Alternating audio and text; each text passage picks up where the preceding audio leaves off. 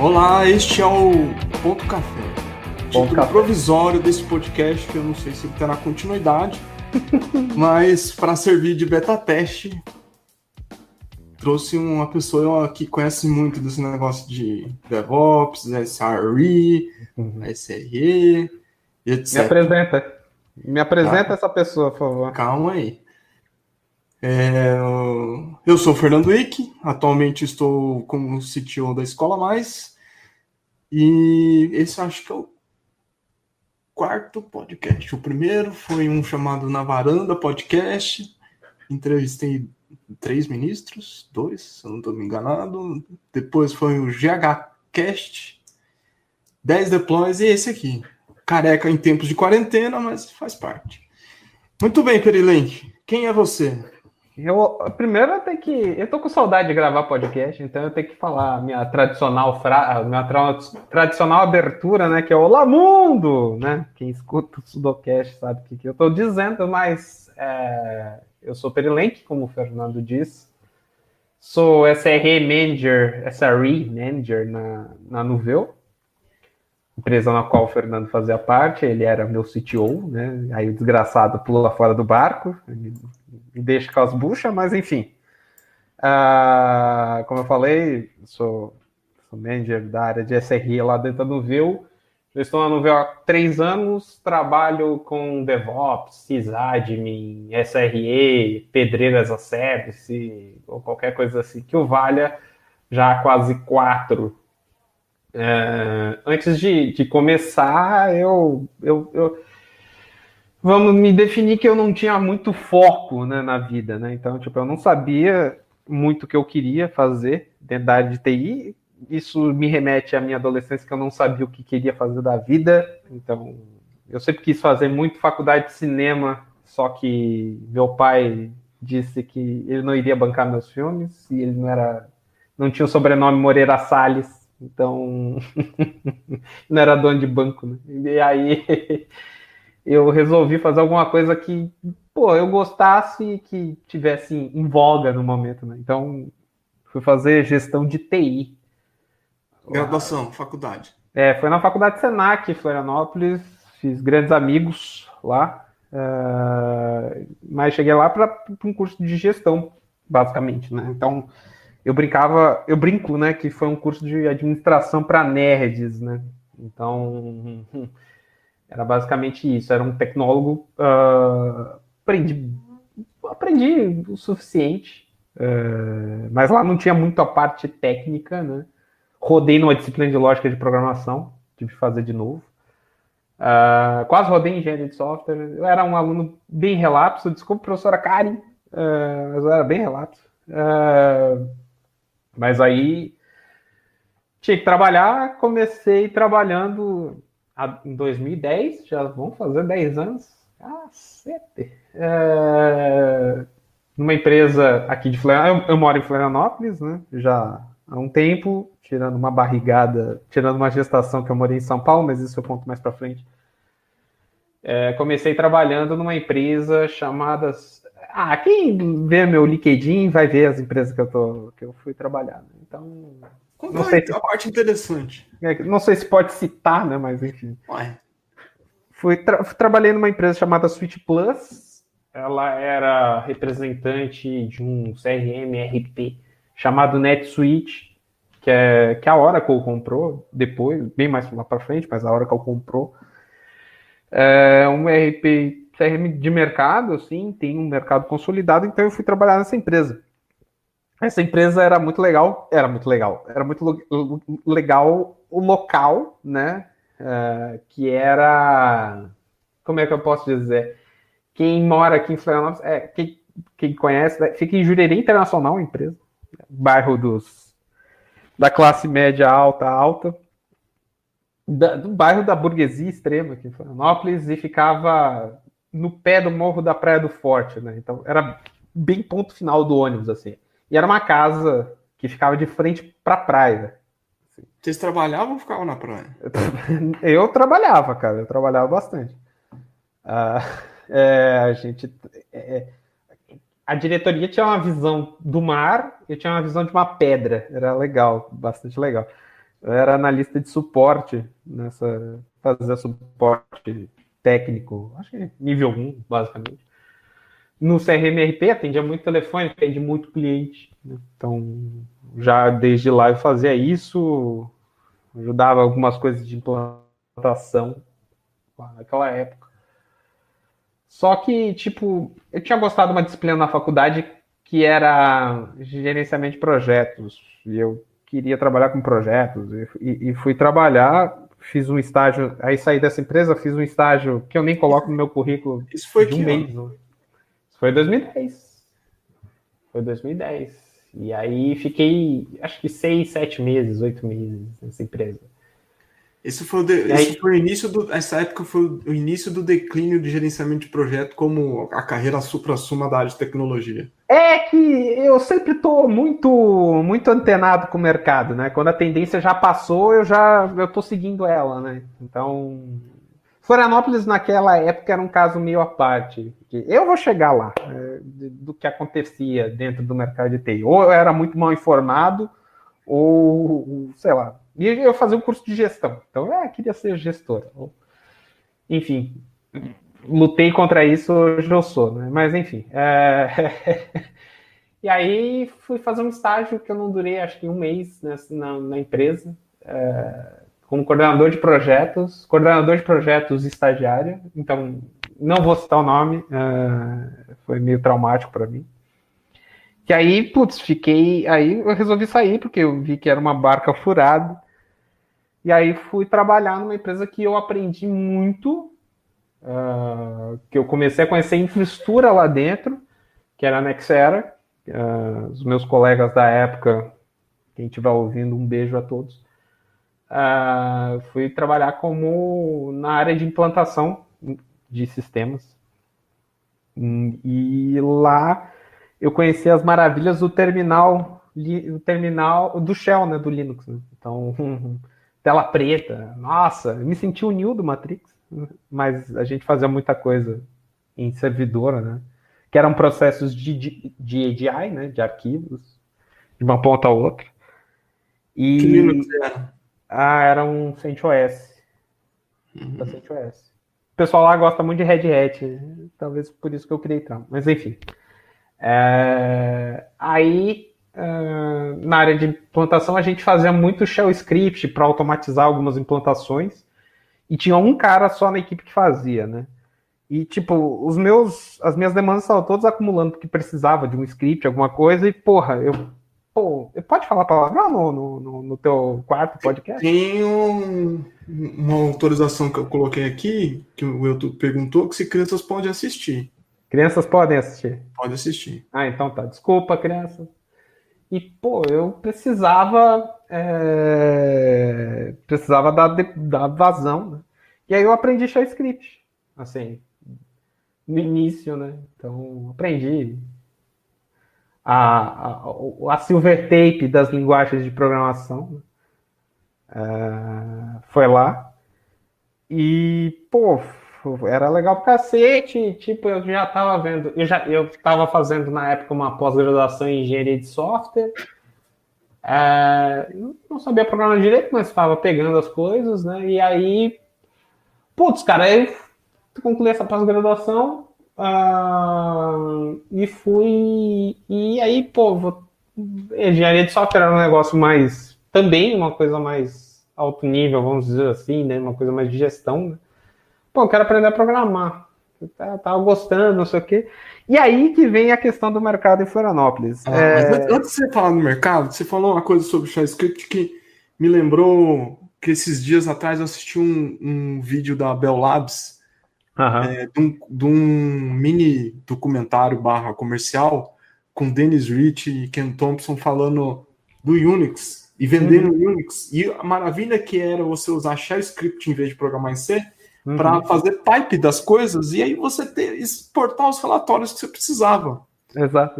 Eu, assim, cara, é claro, né? A linguagem de programação hoje tem uma facilidade que shell script não tem, mas nos anos 80 aquilo foi tão revolucionário, cara, que como esses dois, né? Tipo, Dennis Ritchie, que eu posso dizer que é o pai das linguagens modernas. Então, Mas voltando à sua engenharia de computação, antes que eu chore, né? Mas enfim. chora não. E aí, tipo, o mercado em Florianópolis, vamos remeter a 9, 10 anos atrás, não era um negócio não tinha booms de startups e não tinha uma empresa sendo criada cada 5 minutos. Hoje as empresas estão acabando a cada 5 minutos, mas não tinha assim, tipo, milhões de startups, não tinha milhares de startups, era um negócio muito fechado, né? Vamos dizer assim. O mercado era dominado basicamente por duas linguagens, era Java ou PHP, e tinha algumas empresas que usavam .NET, C Sharp, .NET, né? Então, e nessa empresa que eu trabalhava, tudo tinha algumas coisas em Python, mas era de outra área que eu não me interessava. E você mergulhou direto no Java. E eu fiz a merda. Desculpa, crianças, eu fiz a caca de trabalhar, de fazer um curso de Java, assim. Eu não vou dizer caca porque quem faz o curso são os meus amigos, o pessoal da Global Code. Mas se eu soubesse, eu não iria fazer. Né? Então, mas eu fiz um curso de Java. Você não gostou do Java, né? Não, eu tive traumas com Java, né? Principalmente com um framework chamado Struts. Então, tipo... Struts foi ruim, Struts 2 foi mais ou menos. Então... Mas eu fiz um curso de Java e aí teve uma seleção interna, fiz os testes internos, não fui muito bem, mas eu passei. Então, aí fui lá, me colocaram na equipe de C. E aí Sim, ótimo. Cara. Não me dei bem, não com C, mas eu era muito inexperiente na área, em programação. Foi um erro meu ter ido. Assim, eu devia ter esperado um pouco mais, estudado mais. E aí, depois da C não desempenhei, fui para Java também não desempenhei, fui mandado embora. Que não foi um negócio muito legal depois de quase 3 anos trabalhando nessa empresa, no qual eu tinha um carinho. Mas enfim. Ser mandado embora nunca é legal, mas faz parte. Faz parte. Ainda mais agora, em tempos de coroninha. Então... E aí eu fui para uma outra empresa aqui em Florianópolis que se chama Softplan, que é uma empresa muito grande, acho que é uma das maiores de Santa Catarina, talvez uma das maiores do sul do Brasil. Aí que eu criei trauma de Struts lá com o pessoal. Eu sempre falo isso, eu sempre brinco quando vou lá. Que foi a empresa que me criou trauma de Java, trauma de Struts, que tinha um framework da empresa danado, que era um framework próprio da empresa, feito em Struts, era um negócio doido. E tinha todos os JSPs, coisas que eu fiz questão de obliterar da minha mente. Assim. Enfim. Mas você foi trabalhar com como lá? De quê? Como de desenvolvedor Java. Desenvolvedor Java. E aqui eu tinha um grande amigo, meu amigo até hoje, acho que é uma das amizades mais longas que eu tenho, longevas, né? Que é com o William, que eu conheço o William desde o primeiro ano do ensino médio. E aí ele trabalhava lá, me indicou, passei. E você continuou insistindo em tentar ser programador? Continuei. Eu continuei batendo com a cara no muro. E tipo, puta que pariu, eu não tinha curtido. E aí, tipo, eu queria fazer outra coisa, porque não era o rolê que eu queria. E aí eu fui fazer um MBA em gestão de projetos, né? Na FGV. Curiosamente, hoje eu moro perto da... Você queria, mas assim, você sempre tangenciando ali para gerenciar projetos. Era uma fase assim que eu não tinha foco. Ora eu queria ser product owner, ora eu queria ser gerente de projetos, ora eu queria ser desenvolvedor. Tipo, eu não tinha foco e eu não aconselho a ninguém ter esse pensamento. É bom para você descobrir, mas o quanto mais cedo você descobrir aquilo que você quer fazer, você pode até mudar depois, mas quanto mais cedo você descobrir, melhor. Assim, foco é um negócio que é primordial. E aí eu fui fazer um MBA em gestão em gerenciamento de projetos aqui na FGV. Gastei uma grana com isso. Acabei nem fazendo, nem terminando o curso. E aí conheci um professor lá que eu queria uma chance, não sei o quê, e ele falou, a empresa fica em São Paulo, se estiver disposto a mudar. Eu falei, eu me mudo, quero morar em São Paulo. E gerenciar projetos. Gerenciar projetos. Sabe, ó, se tivesse, eu devia ter o departamento de vai dar merda, né, nesse rolê. Mas acho que todo mundo tem dificuldade de se acertar e achar, digamos, sua vocação. E só pessoas com muito treinamento, já nacidas focadas não, que elas já têm de cedo, têm foco, que elas vão explodir numa área específica muito cedo. Senão... senão você vai bater com a cara no muro várias vezes até você achar, né? Tem tanta gente que resolve com os 40 mudar de carreira, fazer tudo diferente. Sim. Também, né? Então... Mas aí... fiz as entrevistas para essa empresa e passei. A empresa nada mais é que a Deloitte Consultoria. Olha só. Tem grife no currículo. No currículo. Fui consultor lá. A Deloitte, para quem não sabe, é uma das consultorias, assim, não é uma consultoria de boutique, é uma consultoria de varejo, vamos dizer assim, né? Então, tipo, que pega muitos projetos. As consultorias de boutique são as mais caras e que pegam poucos projetos, mas são projetos animais, assim, tipo McKinsey. Então, a Deloitte é mais de varejo, vamos dizer assim, né? Tá no Big Four, uma das 4 maiores consultorias do mundo, e fui ser consultor na Deloitte. Enfim, e aí fui para lá, fiquei em São Paulo 9 meses, o que ferrou com o meu psicológico. Eu tava sozinho, não sei o quê, e aí eu enchia muito a cara, não ia trabalhar bêbado, óbvio, mas de sexta até domingo eu ficava zureteando por São Paulo. Era jovem, era solteiro, tudo. Hoje eu sou uma pessoa comprometida. E, tipo... Esse jovem solteiro em São Paulo, você quer dizer o quê? Que você era muito sociável? Você se perdia na noite? Eu dava muito rolê pro São Paulo, assim. E aproveitava? Aproveitava, assim. Valeu, foi legal. Foi bem bacana, assim. Tem um bar lá em São Paulo, que é um manifesto lá, que olha, eu gastei e deixei um fígado lá dentro, né? Mas Manifesto Eu peguei umas 2 versões desse bar. É que tu é velho, né, cara? Então... Mas enfim, eu tô brincando. Mas e aí, tipo, os projetos que eu peguei lá não eram projetos legais. E, tipo, aconteceu que eu briguei com esse diretor. Ele falou algumas barbaridades, aí eu pude sentir na pele o que é assédio moral, né? Não vou falar nome, óbvio. Quem é da época sabe. Então, tipo, eu era colocado abaixo de cu de cobra, que não era o tipo de gestão certa a se fazer, né? Enfim. E aí, tipo, começou a dar aqueles cracks, isso era 2015, começou a dar aqueles cracks do governo Dilma, que a situação começou a apertar, os projetos começaram a rarear, e aí fui mandado embora pela segunda vez. E aí voltei. Na minha lista acho que tem 3, talvez tenha mais, eu não lembro. Essas foram 3 oportunidades que eu fui chutado. Não, o que eu tô dizendo se você tem 3, então estamos empatados. Estamos empatados. E aí. Aí que, putz, eu fico em São Paulo e viro um craqueiro. Ou eu volto para Florianópolis, a minha família mora tal. Então, tipo, quer saber do negócio? Eu vou voltar a Florianópolis. E eu voltei.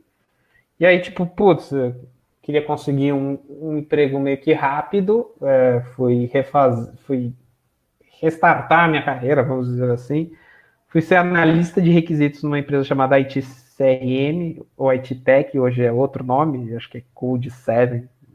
mas era IT Tech, né? IT CRM na época, né? O que faz um analista de requisitos? O que? Desculpa? O que faz um analista de requisitos? Ele cita requisitos, ele levanta especificidades do sistema, faz reunião com o time, é tipo quase um product owner, assim, vamos dizer assim. Só que no nível mais baixo, no nível inútil, mas enfim. E era o que tinha, e aí, pô, resolvi agarrar, e, pô, eu quero. Aí eu falei, putz, eu quero mudar. E eu já tinha as ideias lá em São Paulo mesmo de ir para a área de infraestrutura, porque eu já gostava de Linux, já gostava de Shell Script,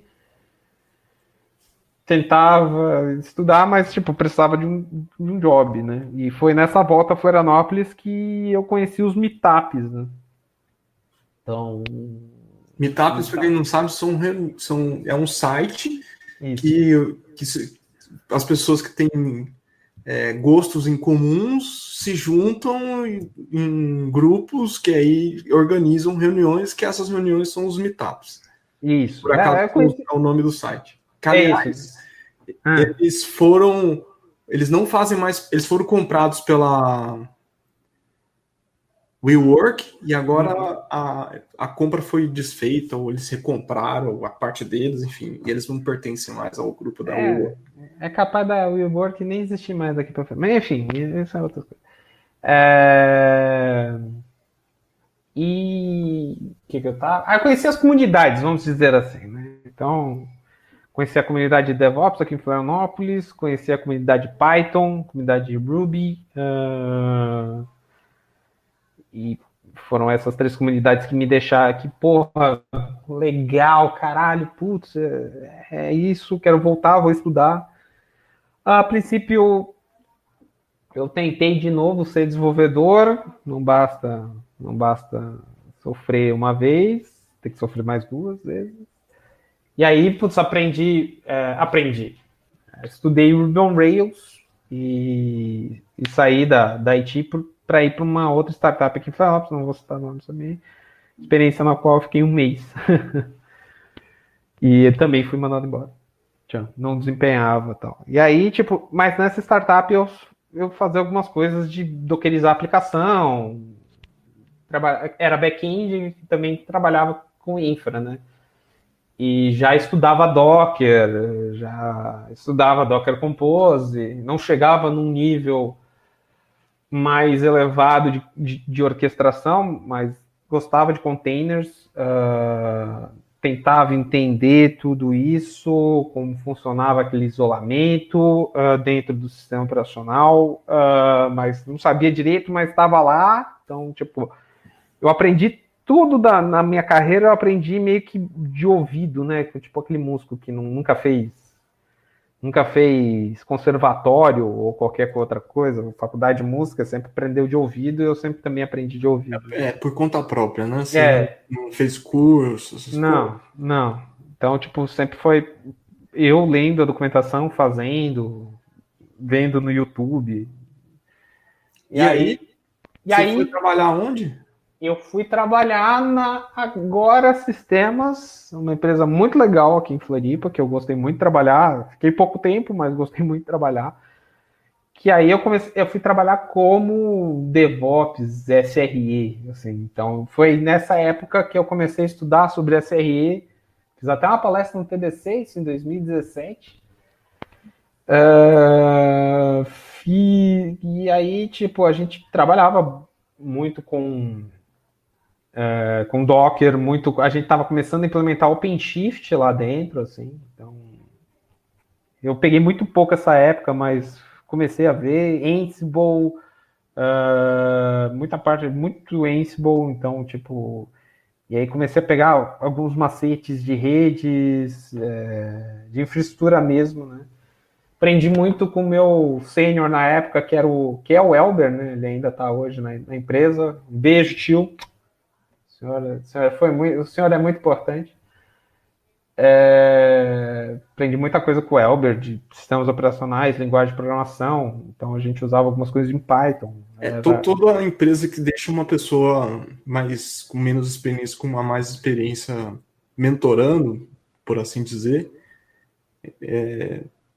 a pessoa tem um acréscimo de desempenho, assim, fantástico. Então, tipo, o Elber é uma das 3 figuras-chaves na minha carreira nesse mundo, né? Então, o Elber é um cara que eu gosto muito, assim, e, tipo, toda vez que eu vejo, eu faço questão de dar um beijo no rosto, porque eu beijo no rosto quem eu gosto de verdade. Quem são as outras duas? As outras duas, um é Fernando Icke, Ixi, tô desgraçado. sabendo agora, não foi combinado, hein? Não foi combinado. Fernando Icke é um cara que eu aprendi bastante, mas isso eu vou chegar lá na época que eu fui para Nuveu. E o outro é um baiano lá, um tal de Rafael Gomes, né? Vulgo Gomex. E que também é um cara que eu aprendi bastante junto com ele. Né? Principalmente a parte de Docker, né? O livro do Gomex lá, que é o Docker para desenvolvedores. Olha, aquilo lá me ajudou muito. Que é um livro de graça. É um livro gratuito. Pague o quanto quiser, né? Você pode fazer um curso com ele, você pode pegar, botar no foguete, que nem diz o Gomex lá, você só tem que referenciar que o livro é do Gomex, né?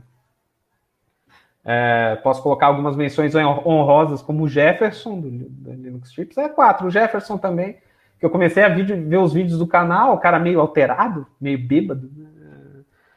Mas Você sabe que só um personagem, né? Esse é Todo um mundo na frente da câmera tem um personagem. Ou quando vai no palco fazer apresentação, incorpora. Quer dizer, não é todo mundo. Mas quando a pessoa incorpora um personagem, aí essas coisas saem diferentes, assim. Aí Exatamente. Sai do palco e vai conversar, assim, parece, meu Deus, é outra pessoa. Muda. Ele é o 15 de sucesso dos influenciadores da área de DevOps. Não, ele é o youtuber, o nosso youtuber. O nosso youtuber. Então, tipo, Jefferson, menção honrosa, beijo, querido. Mas foram essas 4 pessoas, vamos dizer assim, que me incentivaram, eu estudei bastante. E aí, agora, estava trabalhando, aí foi nessa época que eu te conheci de Telegram, na época dos SREs da vida, assim. Então, tipo, não me lembro quem passou teu contato, se foi o Jefferson ou o Gomex, mas aí eu te conheci. E a gente começou a trocar ideia via Telegram. Você lembra? Não sei se tu se lembra dessa época aí. Que a tua memória é uma merda. Mas não sei se é Kant, ou Emmanuel Kant ou Nietzsche, eu sempre confundo os filósofos, mas um deles é assim, o bom de você ter uma mente esquecida é que você pode reviver as mesmas experiências como se fosse a primeira. Sim. Então eu não lembro. Não lembro. Mas enfim, comecei a conversar com o Fernando nessa época. Acho que foi. Não sei quando é que foi a tua operação. Foi o quê? 2016? A operação foi 2017. Foi depois da tua operação que tu quase morreu. 2017. Exato. Porque o pessoal tava brincando que você colocou uns hábitos no teu coração. Tá mais para um bug fix, porque uns hábitos eu não tenho uma capaz. Sim. O teu bug fix aí. Então. Aí comecei a conversar contigo, o Gomex e tal. E aí você me indicou pro Avelino, a época CTO da Nuveu. A Nuveu estava precisando. Foi? Eu não lembro disso. Eu tenho um e-mail aqui, depois eu posso te passar se quiser. Mas o Avelino. O Avelino falou: o Fernando Icke te indicou, não sei o quê. Eu, o Fernando me indicou? Ótimo. Tem uma vaga aqui a gente precisa de alguém para a área de DevOps, mais para cuidar da parte de infra. A gente tinha umas ideias meio doidas lá de implementar o Tsuru, outras coisas que, felizmente ou infelizmente, eu não sei, não se concretizaram depois, né? Mas tinha algumas ideias assim. E aí, tipo, foi a entrevista mais legal, porque era um sábado de manhã, Avelino fez uma conferência comigo, a gente começou a trocar umas ideias e, tipo, veio a proposta depois. E aí, fui ao TDC São Paulo, TDC Porto Alegre. Foi no TDC que eu acho que eu palestrei em duas trilhas e coordenei uma, que era infra-ágil. Era uma loucura. Foi uma loucura aquele TDC Porto Alegre. E foi o primeiro TDC que eu participei efetivamente como coordenador, né? TDC é The Developer Conference. Isso, eu tenho que dar. É o evento do pessoal da Global Code, é um evento que já existe há 600 anos, basicamente. Fernando foi nos primeiros. Eu não sei. Eu participei pouco do TDC. Mas é tipo, é um evento muito importante, né? Na época só tinha edições São Paulo, Florianópolis e Porto Alegre. Hoje tem Recife, Belo Horizonte e tal. É, verdade. E como foi esse segundo emprego? E aí? Mas foi o primeiro emprego remoto, né? E sim, a proposta era remoto. A primeira coisa que eu falei para a Avelina, não me mudo para São Paulo. Avelina, não precisa. A empresa toda trabalha remoto. Eu falei, obrigado. E aí aceitei.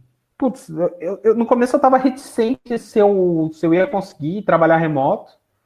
Mas a minha namorada me incentivou. Não, pega, vamos lá, você vai conseguir, tal, uma oportunidade boa. E aí eu acabei fechando com o Avelino. Isso era no TDC Porto Alegre, que eu dei o sim. E em dezembro daquele mesmo ano, eu comecei a trabalhar na Nuveu, 2017. No final desse ano vai fazer 3 anos que eu tô. Primeiro emprego remoto, primeiro na área de SRE, DevOps, Infra, sei lá. O outro não era já assim? Desculpa?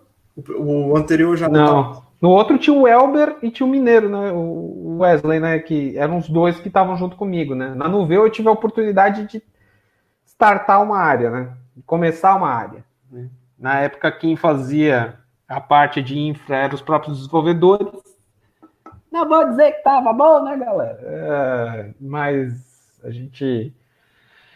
Quem via como é que era na época, se assustava, deploys manuais, para fazer o deploy de uma aplicação, tinha que acessar via SSH a máquina e dar um comando make, derrubava todos os containers, subia tudo de novo, com Docker Compose. Era o que tinha, né, na época. E aí o tempo foi passando, na Nuveu,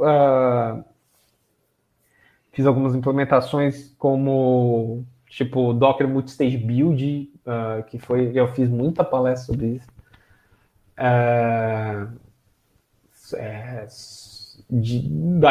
Na Nuveu a gente usa Go e Python.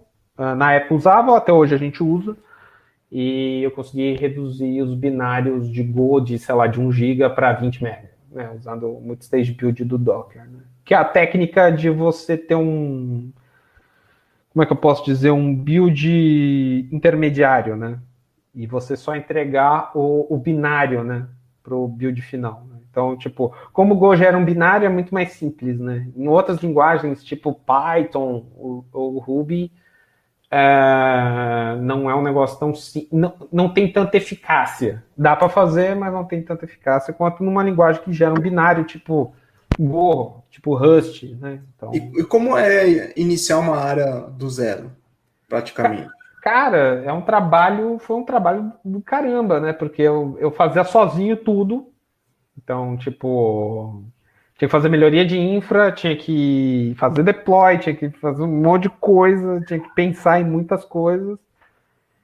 E aí tentava implementar um deploy automatizado, você não conseguia, porque a aplicação tinha uma série de dependências circulares e era o que tinha, e tipo...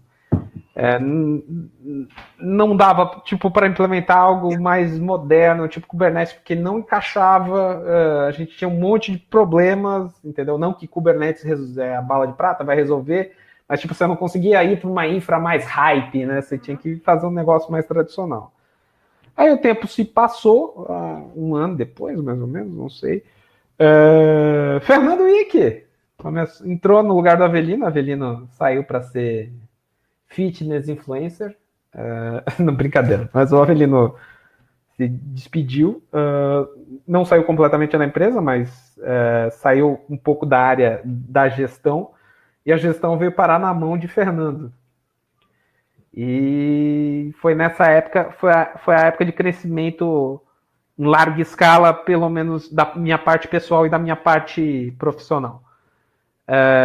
Quando o Fernando chegou, eu acho que foi a única pessoa que reparou que eu estava com burnout e quase morrendo. Burnout e depressão. Tu foi o primeiro a me aconselhar a ir num psiquiatra. Como é que você se sentia em relação a burnout? Cara, eu sentia que eu ia morrer. Assim, tipo, eu tinha crises de explosões, assim, quando uma coisa não dava errado, batia na mesa. Ainda faço um pouco hoje, mas naquela época era muitas vezes. E tipo, eu sentia minha mão tremer e eu tinha vontade de pular da janela. Assim. Não era um negócio muito legal. Assim. Eu sinto que eu ia cair a conexão, realmente. Ia dar um broke pipe, sei lá, uma parada assim que eu ia explodir.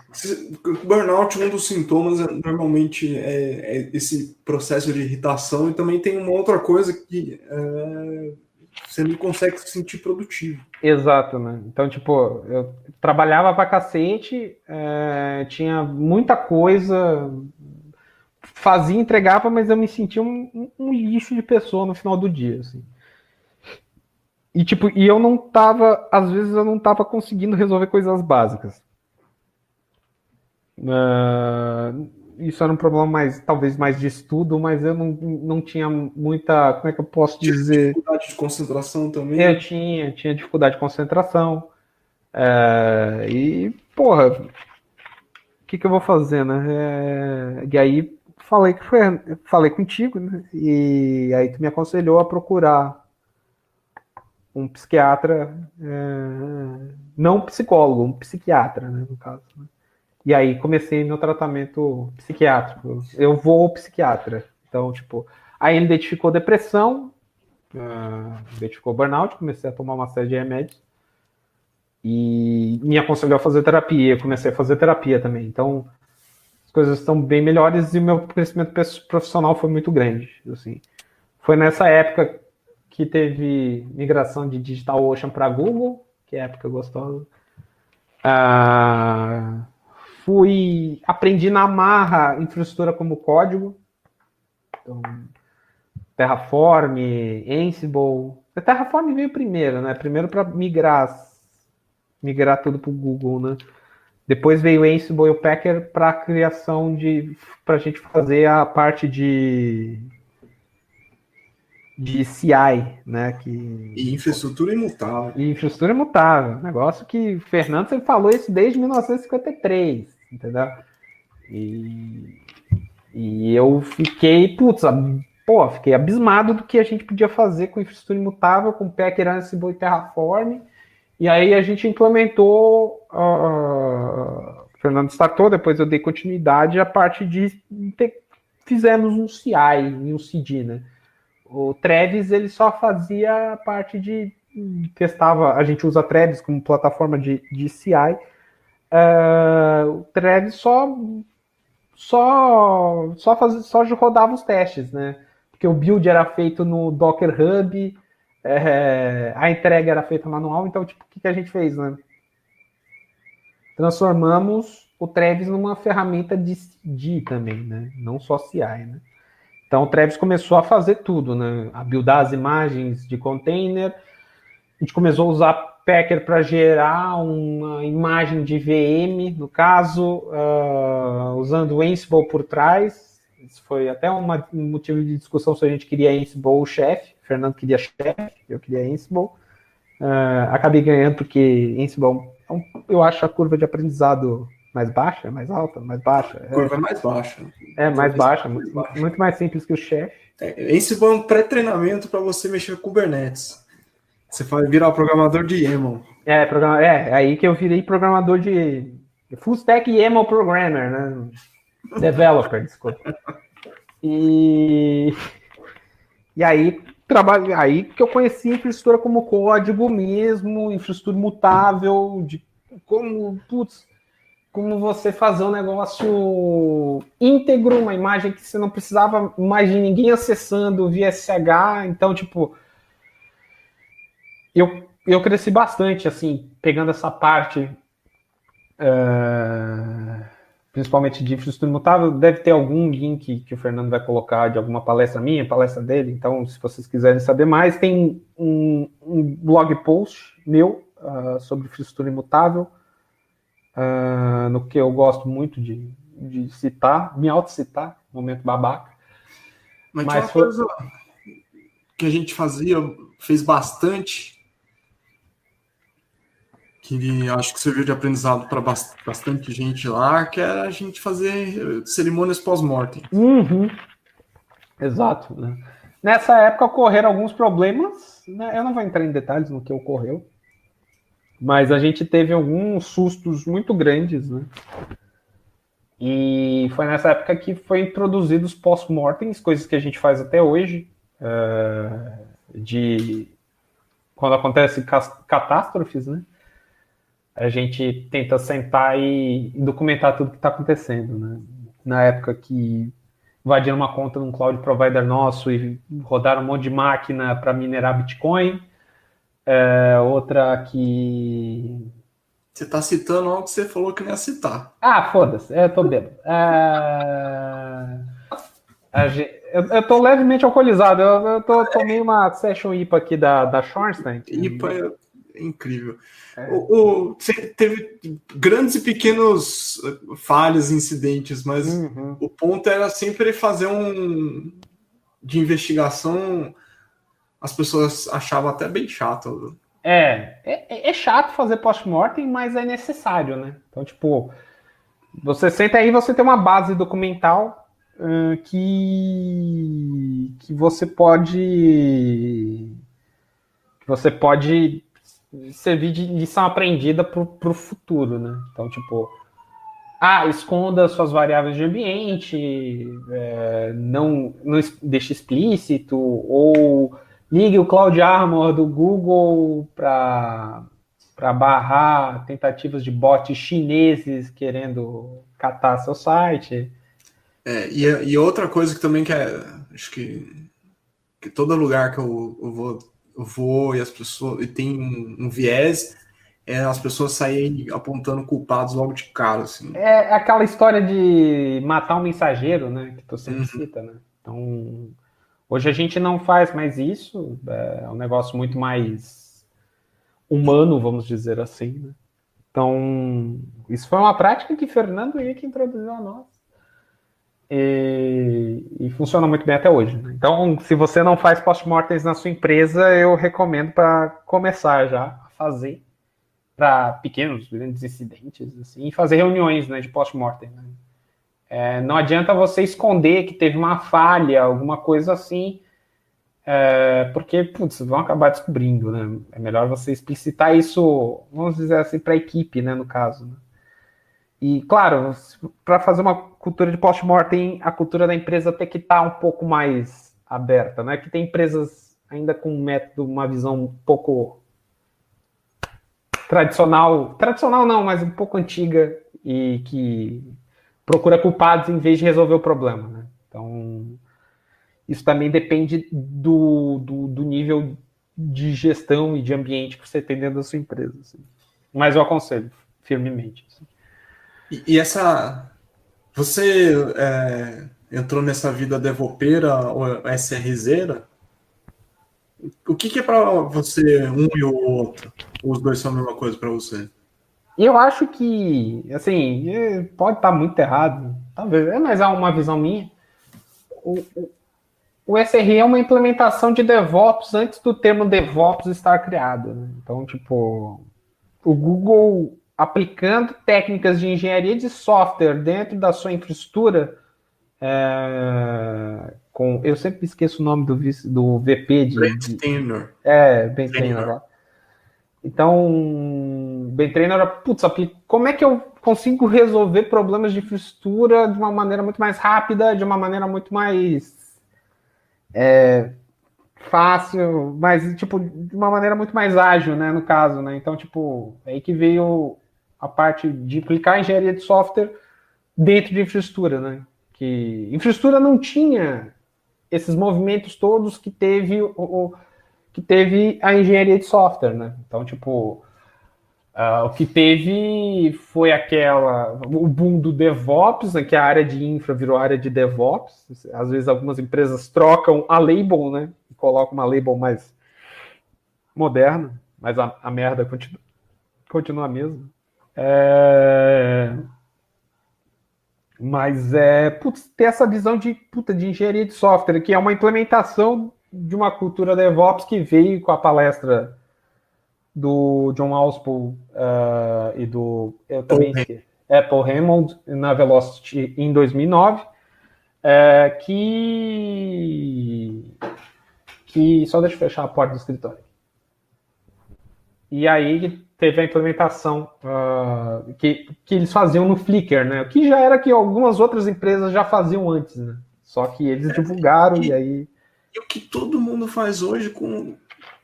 Se eu olhasse aquela apresentação e olha o que tem hoje, todo mundo que fala, a gente faz observability, tá lá. A gente faz chatOps, tá lá. As ferramentas eram outras. A gente faz CSI e a gente pensa nas pessoas. Tá tudo lá. Tipo, o que eles faziam naquela época lá no Flickr foi muito à frente do tempo, assim. É um negócio que realmente foi revolucionário, né? E hoje todo mundo aplica, né? Ou tenta aplicar, né, no caso. Né? E como tu falou, a parte de observability, a parte de chatbots, de alerts, de escalonamento de infraestrutura. Então, tipo, é um negócio que os caras já faziam, outras empresas também faziam, mas não era tão divulgado. Né? E aí virou boom e, tipo, você tem... Aí eles criaram um hype, né? Eu sempre brinco, né? Que se tu vê hoje muitos cursos de DevOps, isso realmente é um hype, né? Eu ainda acho o termo DevOps hoje, Peri, em 2020, acho o termo DevOps errado, porque é um negócio que envolve mais do que a área de desenvolvimento e a área de operações. É uma coisa que envolve toda a empresa, num caso, né? Então, tanto a parte de segurança, tanto a parte de testes, tanto a parte comercial, a parte de produto. Então, tipo, é toda uma empresa, assim. Em termos de DevOps é um pouco restritivo, vamos dizer assim. Eu tenho um texto que eu espero, eu terminei de fazer, eu estou só revisando para achar, mas talvez eu publique ele só para fazer revisão do seu texto mesmo, é muito ruim. No texto eu falo que o fato de DevOps não ter uma definição clara, por escolha própria lá da época do Patrick Debois, Andrew Schaefer, John Willis e outros, faz com que DevOps seja uma coisa tão complexa e difícil de dizer que eu não duvido que daqui a pouco surja um business DevOps, um marketing DevOps, um BuzzStop, um BuzzStop DevOps. Tipo... E hoje, tipo, todos os... Vamos dizer, quem trabalha com infra, quem trabalha com desenvolvimento, todos somos engenheiros no final das contas, né? Então, tipo, somos engenheiros de software, mal. Ou engenheiros de sistemas, né? Se for dizer o nome, né? Porque a área de infraestrutura deu uma chacoalhada, né? Porque você não tinha muita coisa dentro da área de infraestrutura, né? Você não tinha o que veio com a revolução dos containers, né? Que o boom do Docker, que container é um negócio de 1978, né? E a Docker pegou a LXC, melhorou e puf, a empresa é líder de mercado hoje, né? Então, tipo, e aí deu um boom, principalmente a área de infraestrutura como código, aí você tem gestão de configuração, que é um negócio que é antigo pra cacete, né? Desde 1996, que tinha aquele paper tu que é melhor de nomes do que eu, do cara lá da... cacete, esqueci o nome do cara. Acho um paper desde 19... IT System Administration é o nome do paper, né? Do cara do pai do... do CF Engine lá, que eu esqueço o nome dele. Ele lançou um livro recentemente e eu esqueci Mark Burgess. Isso, Mark Burgess. Então, tipo, o CF Engine é o pai o avô do Ansible, o avô dessas ferramentas mais modernas, né, vamos dizer assim.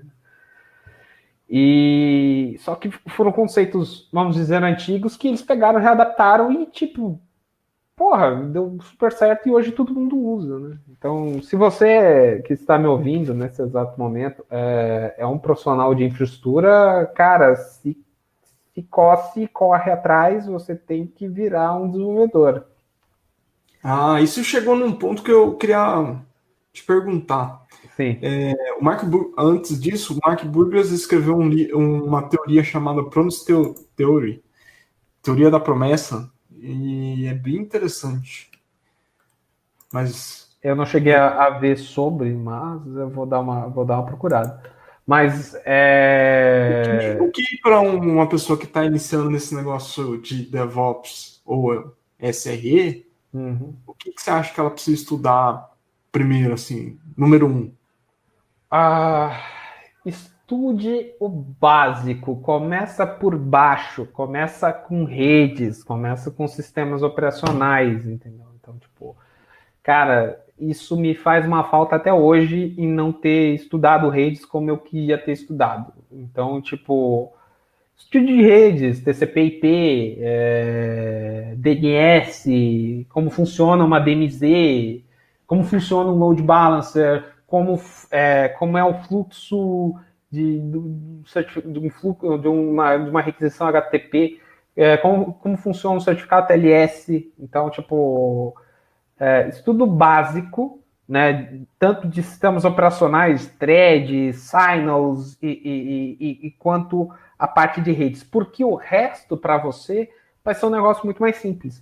Você vai conseguir ter a base para você, sei lá, pegar um Kubernetes, que nada mais é que uma orquestração de isolamento de um sistema operacional, né? Então, tipo, um container nada mais é que você transformar o seu sistema operacional num hospedeiro, isolando ele, né? Então, CNAME, cgroups, CNAME, desculpa, com cgroups e namespace. Traumatizado com DNS mesmo, hein, cara? Tô bem traumatizado com DNS. Mas você tem com namespace, cgroups e processos, você tem isolado dentro do seu sistema operacional sem precisar de uma máquina virtual em cima do seu sistema operacional tendo um kernel próprio. Então, tipo, é um negócio que você não precisa chegar a um ponto de ser um Daniel Romero da vida, que é louco de pedra, mas é outra pessoa que eu gosto muito, vulgo Info Slack, que sabe tudo de kernel, mas você tem que estudar. Isso é uma coisa muito importante. Que o resto você vai pegar muito com tempo, você vai pegar. Então, toda a parte de CDN, toda a parte de orquestração de containers, seja com Docker Swarm ou com Kubernetes. E hoje em dia você não precisa estudar como manter um cluster Kubernetes. Os principais cloud providers de mercado já provêm uma solução de orquestração de containers, a EKS da AWS, da Amazon, né? O GKE do Google, a Azure tem uma delas, se eu não me engano. AKS. A DigitalOcean tem uma solução de Kubernetes, né? Então, o Kubernetes já é uma ferramenta de mercado, e aí que só troca o Container Engine, né? No caso, né?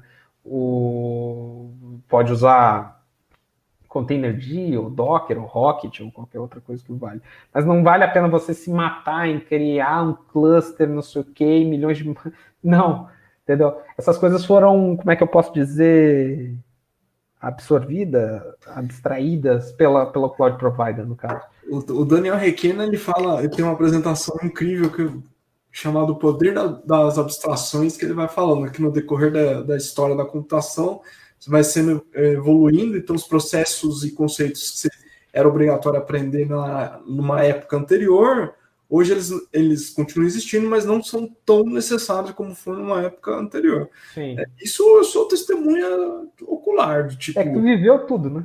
Configurar servidor de SendMe, DNS com bind, pelo amor de Deus. Nossa Senhora.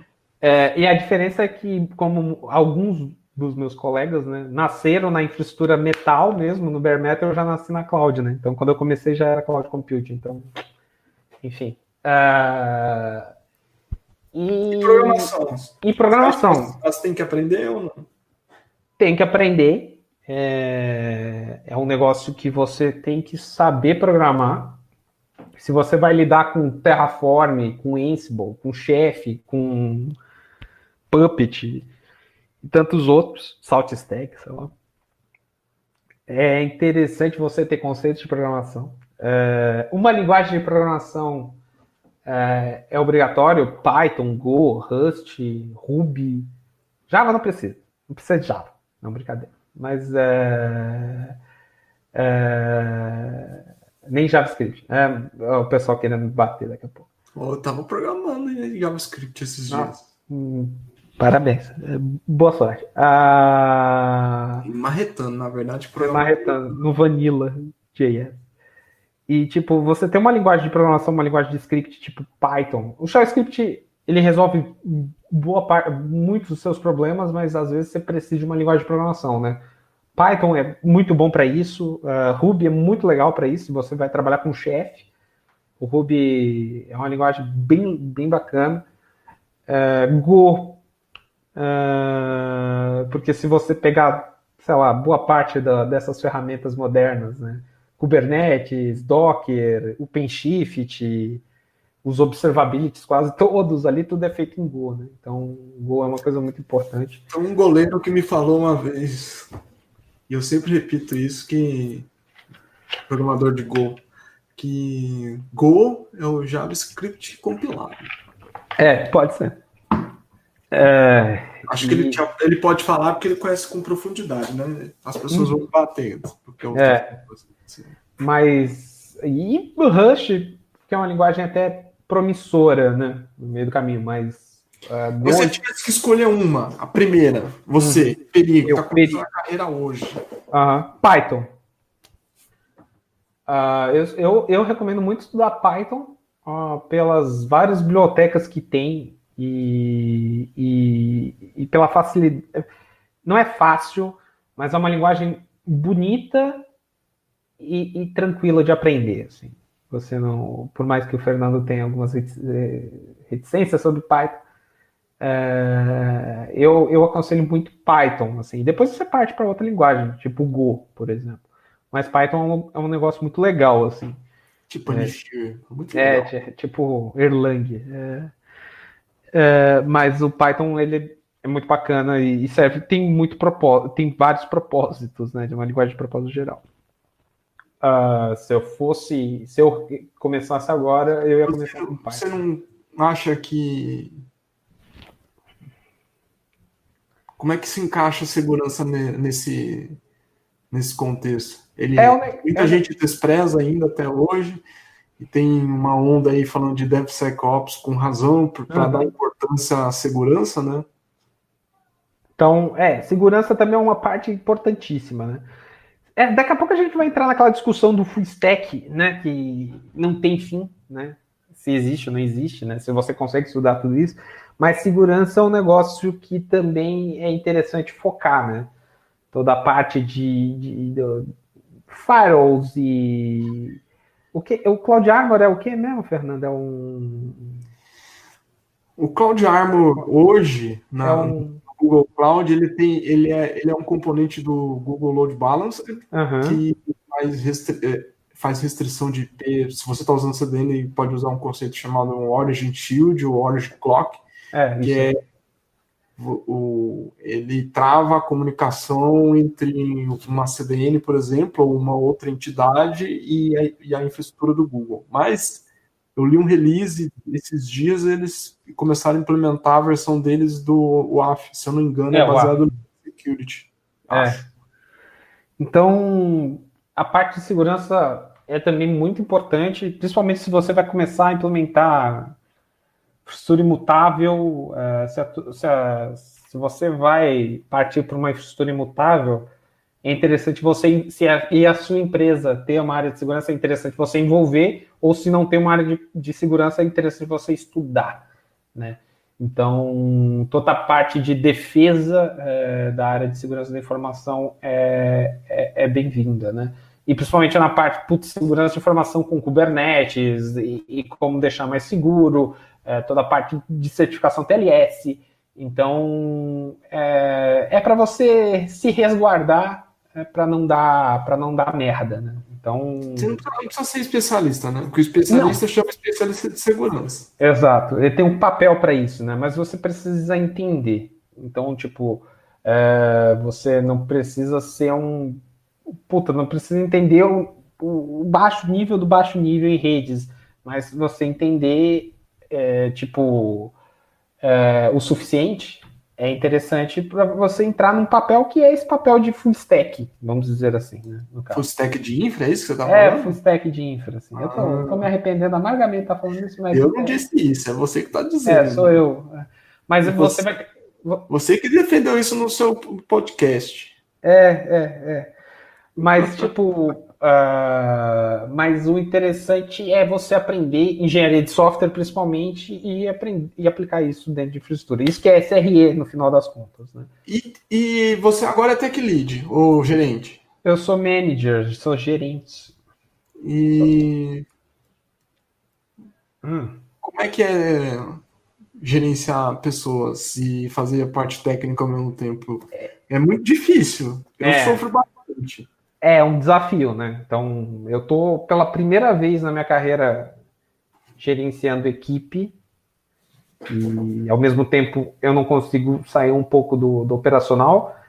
Primeiro porque eu gosto do operacional, mas eu estou me desapegando aos poucos. Mas você tem que fazer aquele papel de mentoria, né? Você identificar onde estão os pontos falhos, você, dependendo do nível da pessoa, você revisar o que está acontecendo, ao menos que só se você confia muito ou a pessoa tem um nível Mesmo extremamente confiando, absurdo. tem que olhar. Tem que olhar. Então, Principalmente quando é um PR de uma semana. exato, aquele PR esquecido. Mas você tem que ter um lado, a skill de pessoas tem que aflorar, né? Se você quer seguir para essa área, uma área de gerência, né? Eu estou aprendendo fazendo de novo, né? Então, de como gerenciar a equipe, de como liderar, de como fazer gestão de tarefas. Então, você vê o que é mais importante para a empresa. Geralmente, o que é mais importante é o que envolve dinheiro. Então, mas eu quero implementar o Prometheus com Grafana e, meu Deus do céu, e vai ser ótimo. Pô, mas tem uma tarefa mais emergencial que envolve dinheiro. Você tem que parar e fazer aquilo. Então, isso eu aprendi com você, né? Que o mais importante é o que envolve o bolso, né? Então, deixar os hypes um pouco para fora e resolver aquilo que interessa realmente, né, no caso. Não que não possa usar os hypes, mas tem um momento certo para fazer isso. Exato, né? Então não seja ansioso que nem eu e faça com calma, né? E toda a parte de gestão de tarefas e gestão de pessoas, né? Você dá feedback, você ouvir o feedback de quem é liderado por você. É um negócio que eu tô já há um mês, 2, 3 meses, sei lá, e tô aprendendo fazendo, né? Então é uma experiência nova que eu tô gostando bastante e vamos ver o que vai dar, né, no futuro. Vai descobrir que é a sua vocação, mas não conta pra ninguém. A hora que você chegar perto dos 40, você vai ter certeza. Uhum. Peri, muito bem, hein? Rendeu o papo, né? Rendeu o papo. Mas tem uma parte aí que eu fiquei curioso. Já que você queria ser diretor de cinema, qual é a sua dica de cinema em tempos de quarentena? De quarentena, é um filme argentino chamado Fase 7. É um filme muito bom. É um filme de 2011 que já começou a tratar desses assuntos de gripe e de isolamento social. Eu não vou contar mais, assim, para não estragar a surpresa, mas é um filme muito divertido e, tipo, é atual. É um filme de 8, 9 anos atrás. Então... É um filme do Darim, porque o Darim é o... É o Selton Mello argentino. Não, mas não, o Fase 7 não tem nenhum ator, assim, muito famoso, vamos dizer assim. O mais famoso é o Darim, óbvio, né? Mas ele é um filme muito bom e bota Contágio, que é um filme que todo mundo, oh meu Deus, descobriram agora, no chinelo, assim. Então, e também envolve todas as questões de classe social, assim, é bem divertido, assim, é um filme atemporal, né? Então, Fase 7 é a minha recomendação. Tá no... Olha, não está, eu acho que não está em Netflix. Se você procurar na locadora do Paulo Coelho, talvez você ache. Eu vi esse filme faz um tempinho, mas eu recomendo. Muito bem. Tem episódio novo do Sudocast? Olha, essa é uma pergunta capciosa, né? Mas o Sudocast, para quem não sabe, é meu podcast de tecnologia. Alguns episódios foram feitos com o Fernando. Todo episódio que vem o Fernando ele é dividido em 2 partes, não sei porquê. E eu que nem falo muito. Geralmente os seus outros convidados falam pra caramba. Exato, né? E aí tem que dividir em 2 partes. Mas o Sudocast ele deu uma parada. Ano passado a gente fez acho que 2 episódios só. E fizemos um no final do ano sobre as novidades do Python 3.8. E aí agora a gente está tentando voltar, né? O Leroy, que é ainda o co-host, né? Tá se recuperando lá dos trabalhos que ele tinha. E aí a gente vai voltar em breve. Não vou dizer quando, porque a gente não sabe, mas em breve. Então o Sudocast volta. Tem mais um jabazinho pra fazer? Agora é a hora, cara. Tem meu blog, perilink.com. Você pode ler as coisas que eu escrevo. Então, quem quiser algumas consultas ali, tem o blog e pode ouvir sem problema. E no Veu.ai, se quem quiser mandar currículo, essas coisas, tá fechado as contratações agora, mas em breve vão abrir e aí pode mandar quem quiser. As pessoas podem entrar em contato com você no Twitter também? Pode, @Perilenk. Se você botar Perilenk em qualquer canto, você me acha. Então, é o meu arroba em tudo. Até acho que na PSN é Perilenk também. Então, vocês me acham em qualquer lugar. Então, também com esse nome não é muito difícil. Mas vocês podem entrar em contato comigo no Twitter, no Telegram. Eu estou à disposição para quem quiser trocar uma ideia, quiser uma mentoria, alguma coisa assim. Eu estou às ordens. Muito bem. Não sei se esse podcast Ponto Café sobreviverá. Foi um beta teste. Mais uma vez, obrigado, Peri. Eu sou a cobaia. Valeu, Fernando. É a cobaia e até a próxima. Falou, pessoal.